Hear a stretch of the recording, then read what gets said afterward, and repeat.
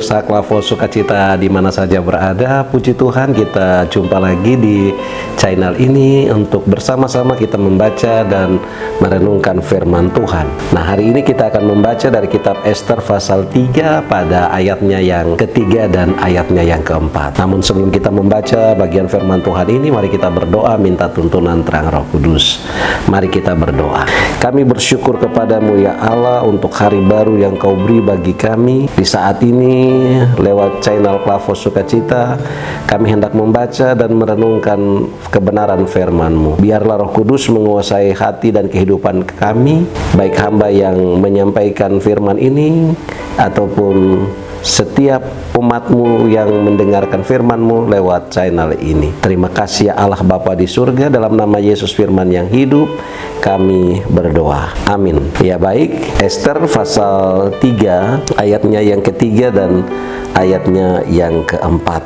Demikian firman Tuhan. Maka para pegawai raja yang di pintu gerbang istana raja berkata kepada Mordekai, "Mengapa engkau melanggar perintah raja?"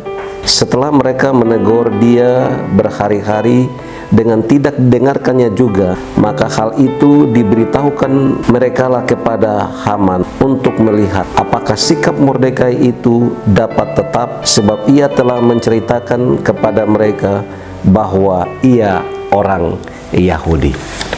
Nah, pemirsa Klavos Sukacita di mana saja berada, nah bagian firman Tuhan ini dalam kitab Ester pasal 3 secara khusus ayat 3 sampai dengan ayatnya yang keempat melihat sikap penolakan Mordekai untuk sujud menyembah kepada Haman didasari oleh dua hal utama, yakni keyakinan agama atau seorang Yahudi yang melarang penyembahan manusia, dan juga permusuhan sejarah antara leluhur Haman yang adalah orang Agag. Orang Agag ini adalah musuh bebuyutan dari bangsa Israel. Nah, dari bagian ini ada beberapa hal yang menjadi latar belakang. Yang pertama, kita melihat sifat sombong dari Haman. Nah, di mana atas perintah Raja Ahasveros, semua pegawai istana harus berlutut sujud menyembah kepada Haman. Namun semua orang pegawai istana boleh menyembah kepada Haman, tetapi Mordekai tidak melakukan itu. Nah, hal ini Mordekai menyadari mulai pertama dari sejarah masa lalu antara orang Ak yang merupakan keturunan dari suku Amalek. Nah, bangsa Amalek ini juga adalah bangsa atau musuh dari bangsa Israel. Ya, sejak mereka keluar dari Mesir. Nah, bangsa Amalek ini bangsa-bangsa di sekitar tanah Kanaan yang memang menjadi musuh dari bangsa Israel. Yang kedua, di sini Mordekai mau menunjukkan identitasnya sebagai orang Yahudi yang percaya hanya kepada Allah, sehingga dia tidak bisa menyembah kepada Allah lain, ilah lain, termasuk pada Haman. Nah, Mordekai adalah orang Yahudi dari suku Benyamin. Nah, keturunan Kis yang secara turun-temurun terhubung dengan Raja Saul. Dan dalam 1 Samuel pasal 15 ini, di mana Raja Saul ini yang mengalahkan orang Ak pada waktu itu. Nah, yang terakhir dari bagian ini mau menunjukkan bahwa ketaatan kepada Allah.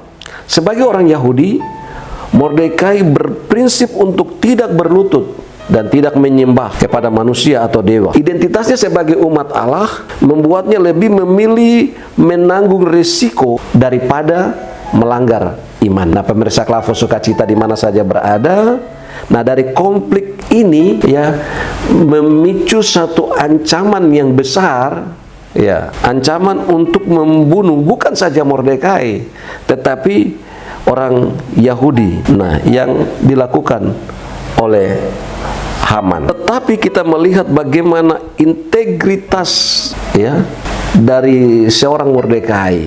Dia tidak berkompromi di tengah tekanan yang harus dia alami, yang dia hadapi pada waktu itu.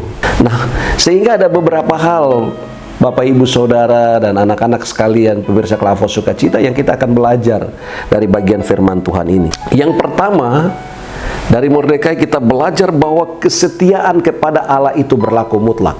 tidak kompromi dengan berbagai-bagai hal yang membauskan kita untuk ada dalam penyembahan berhala. Nah, ketaatan kepada Allah mau menunjukkan identitas kita sebagai orang percaya untuk tunduk kepada apa yang menjadi perintah Allah. Yang berikut Bapak Ibu Saudara dan anak-anak sekalian, bahwa kita menyadari hal yang dialami oleh Mordekai ini juga sering terjadi dalam kehidupan kita setiap hari. Ketika kita ada dalam tekanan, ketika kita ada dalam tantangan iman kita, ujian-ujian terhadap integritas, terhadap percaya kita kepada Tuhan, percaya dan keyakinan akan Tuhan sebagai juru selamat kita, dan juga percaya tentang apa yang harus kita lakukan untuk memuliakan nama Tuhan. Di sini kita melihat Mordekai tidak goyah meskipun nyawa dan bangsa Yahudi menjadi taruhannya. Nah, yang berikut saudara-saudara, di sini kita melihat bagian terakhir dari firman Tuhan ini mengajar kita untuk panggilan untuk berdiri teguh menjadi pengikut Kristus, walaupun seringkali kita diperhadapkan dengan tekanan-tekanan kehidupan ini.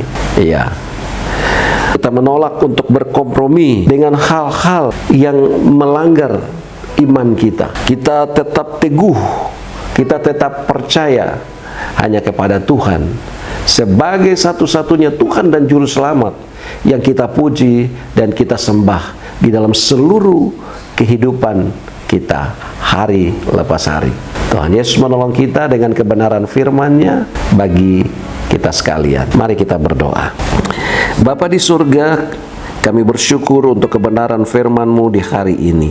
Kami belajar untuk ada dalam kesetiaan yang mutlak kepada Allah. Dan biarlah lewat kesetiaan kami dan ketaatan kami, integritas iman kami tetap kami pertahankan. Untuk itu kami bermohon Roh Kudus menuntun kami, sehingga kami tetap teguh di dalam Engkau saja ya Tuhan. Allah terus memberkati setiap pemirsa Klavos Sukacita yang mendengarkan kebenaran firman-Mu melalui channel ini. Berkati setiap hamba-hamba Tuhan yang melayani lewat channel ini dan semua orang yang bekerja sehingga dapat menayangkan firman Tuhan ini. Terima kasih ya Allah Bapa di surga, kami taruh seluruh kehidupan kami hanya di dalam tangan pengasihan Tuhan. Biarlah kasih karunia dan damai sejahtera-Mu menuntun kehidupan kami kini dan selama-lamanya. Amin.